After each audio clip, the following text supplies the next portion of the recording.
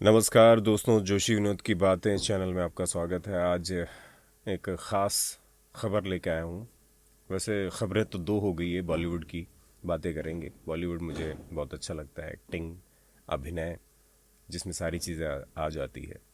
थोड़े दिनों पहले पंकज धीर, जिन्होंने कर्ण का विस्मरणीय रोल किया था, वो इस दुनिया से रुखसत हो गए। और आज दीपावली के दिन शाम को 4 बजे असरानी साहब यहाँ से उड़न छू हो गए इस दूसरी दुनिया में। 84 साल का ये कलाकार अपने पीछे बहुत सारी फिल्में, बहुत सारी बातें, बहुत सारी सीख छोड़ गया। असरानी साहब का जन्म हुआ था 1 जनवरी 1941 को जयपुर में। जी हाँ, जयपुर से ही मैं बिलोंग करता हूँ। मैं रंगमंच करता हूँ और रंगमंच के ही वो खिलाड़ी रहे। उसी रविंद्र मंच जयपुर में उन्होंने अदाकारी का गुर सीखना प्रारंभ किया और वहाँ से भी मैं नाटक करता रहता हूँ, इसलिए भी सिमिलैरिटी है। हालांकि उनके जितना काम तो भगवान मुझे नहीं देगा, लेकिन ठीक है, अपनी अपनी किस्मत है, नसीब चलता है यहाँ। एक इंटरव्यू मिथुन चक्रवर्ती का सुना था, नसीब चलता है। जो ऊपर वाला यहाँ लिख कर भेजता है वो होता ही होता है। आप चाहे कचरे के डब्बे में भी पड़े हो ना, तो भी आपको फर्श से अर्श पर वो खुदा, वो भगवान, वो जीसस लेके जाता है। तो असरानी साहब की बात चल रही है। 84 साल की उम्र में इस दुनिया से वो चले गए। शुरुआती दौर की बात करें तो उन्होंने राजस्थान यूनिवर्सिटी जयपुर से स्नातक किया। उसके बाद फिल्म टेलीविज़न एंड संस्थान पुणे से उन्होंने अपनी अभिनेता की डिग्री ली। FTII जो बड़ा प्रसिद्ध है मुंबई का, गिनी चुनी सीटें हैं उसमें, आजकल सिलेक्शन भी बहुत टेढ़ी खीर है।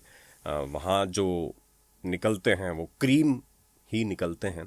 और असरानी साहब तो अपने अदाकारी, अपनी विशेष संवाद अदायगी के लिए जाने जाते थे। हम बात करेंगे उनकी उस फिल्म की जिसके सभी दीवाने हैं।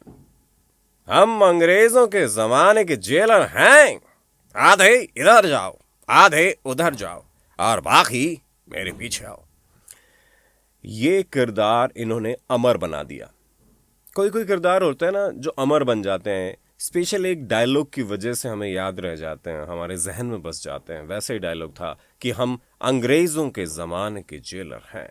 जहां अमिताभ बच्चन, धर्मेंद्र पाजी, गब्बर सिंह जैसे बड़े सुविख्यात अभिनेता थे, उसमें असरानी और दूसरे सांभा निकले। हालांकि सांभा को सीरियल्स में काम मिला, लेकिन असरानी साहब ने 400 से ज्यादा फिल्मों में काम किया। चाहे आप आवारा पागल दीवाना देख लो, भागम भाग देख लो, इतनी एज के बाद भी उनकी जो अभिनय क्षमता से निखरती चली गई। अब एक और उनके पहलू की बात करते हैं जो शायद कम लोगों को पता होगा। वो बतौर गायक बनने फिल्मों में ट्राई करना चाहते थे और उन्होंने 1977 में फिल्म आई थी आलाप, उसमें गाने भी गाए थे, बल्कि 2 गाने गाए थे। और उसके बाद अगले ही साल फूल खिले हैं गुलशन गुलशन में स्वर्गीय किशोर दा के साथ उन्होंने एक गाना गाया था। बड़ी दिलचस्प बात है ना। और तीसरी दिलचस्प बात उनकी ये कि वो अभिनेता तो अच्छे थे ही, कॉमिक टाइमिंग उनकी इतनी अच्छी थी कि नमक हराम फिल्म में भी उन्होंने बहुत अच्छा किरदार निभाया और उन्हें फिल्म फेयर अवार्ड मिल गया। तो असरानी साहब जैसे अभिनेता कभी मरते नहीं हैं। ये हीरो के भी बाप होते हैं। भाई हीरो सारी वाहवाही लूटता चला जाता है, लेकिन जो कैरेक्टर आर्टिस्ट होते हैं, जिन्हें दुनिया देखने आती है कि अब कॉमेडी का तड़का लगेगा, अब हम अपने घर की समस्याओं को दूर करके हंसी का फव्वारा छोड़ेंगे, तो वो अभिनेता थे असरानी साहब। मैं ईश्वर से प्रार्थना करता हूँ कि वो जहाँ भी रहे खुश रहें और इस दुनिया को देखते रहें कि उन्होंने जो दिया है वो कोई नहीं दे सकता। कुछ लोग आते हैं यहाँ पर सितारा बनकर और फिर चले जाते हैं दुनिया को खुशनुमा छोड़कर। ऐसे लोगों के लिए दुख नहीं करना चाहिए। वो आज भी जीवित है और यहीं हमारे आसपास हैं। वो हर अभिनेता को, हर निर्देशक को देख रहे हैं और बतौर निर्माता निर्देशक भी इन्होंने काम किया।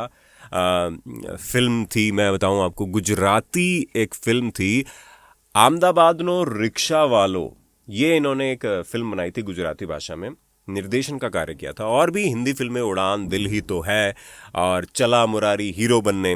और इनकी फिल्मों की बात करें तो बहुत सारी है, छलिया, प्रेम नगर, त्रिमूर्ति, आप बीती, चरस चांदी सोना, खून पसीना, जो अमिताभ का बिगेस्ट दौर था। और धर्मेंद्र साहब के साथ भी बहुत सारी फिल्में की, कसम कानून की, डाकू और जवान, ढोंगी, सरगम, बहुत सारी ऐसी फिल्में, सुपर हिट फिल्में में इन्होंने, हिम्मत वाला, है ना, अगर तुम ना होते, मुझे इंसाफ चाहिए, मवाली आदि बहुत सारी ऐसी फिल्मों में इन्होंने काम किया। और ऐसे जो प्रतापी राजयोग लिखवा कर लाते हैं जो अपने जीवन में, वो कुछ ऐसा कर जाते हैं कि इनकी कमी तो खलती है अब इन्हें नए किरदार में, लेकिन भगवान ने एक निश्चित सीमा दी है सभी को, इसमें हंसी खुशी मनानी चाहिए। आज वो चले गए हैं, आज 4 बजे उनकी डेथ हो गई, और अंतिम संस्कार भी मैंने दैनिक भास्कर के उसमें सुना कि उनका अंतिम संस्कार भी कर दिया गया है। तो वो उन पंच तत्वों में विलीन हो गए हैं जहाँ भगवान उन्हें खुश रखे, आनंदित रखे, और उन्होंने अपना जीवन भरपूर जिया, भरपूर एक्टिंग की। ऐसी किस्मत बहुत विरले लोगों को मिलती है। अनुपम खेर साहब जो अभी भी जीवित किंवदंती है इस बॉलीवुड की। हालांकि वो थोड़े से अब छोड़ो, राजनीति में करूँगा नहीं, लेकिन ठीक है, भगवान ने सबको अपना अपना दिया है। मैं तो कहता हूँ खुश रहो, आबाद रहो, और ऐसे लोगों को वास्तव में अप्रिशिएट ज़रूर कीजिए दोस्तों। असरानी साहब चले गए, हम उनके आत्मा की शांति की प्रार्थना ईश्वर से करते हैं। आप सभी की शुभ दीपावली हो, ध्यान से चलाइए पटाखे, अपने माता पिता की सेवा कीजिए, और दोस्तों का ख्याल रखिए। जिसको भी ज़रूरत हो, तो अगर आप समृद्ध हैं तो सहायता कीजिए। बाकी तो जल्द ही हम एक नया नाटक करेंगे, तब आपको बताएंगे। और वो कहानी जो चल रही थी दिल तेरा दीवाना, उसका भी अगला एपिसोड मैं लेके आऊँगा जल्दी। शुक्रिया। आपको कैसे लगते थे असरानी साहब, उनका कोई डायलॉग आपको याद है, उनकी कौन सी फिल्म आपको अच्छी लगती है, वो आप कमेंट सेक्शन में ज़रूर बताइएगा। नमस्कार। हम अंग्रेजों के ज़माने के जेलर हैं। आधे इधर जाओ, आधे उधर जाओ, और बाकी मेरे पीछे आओ। ओ, तो ये है सुरंग बनाने का औजार। हम अंग्रेजों के जमाने के जेलर। वो गरम सरिया लगा दिया उनके। बहुत बढ़िया फिल्म, बहुत फनी फिल्म, 50 साल हो गए ऐसी फिल्म, बहुत कमाल। सैल्यूट असरानी साहब, salute. Thank you so much.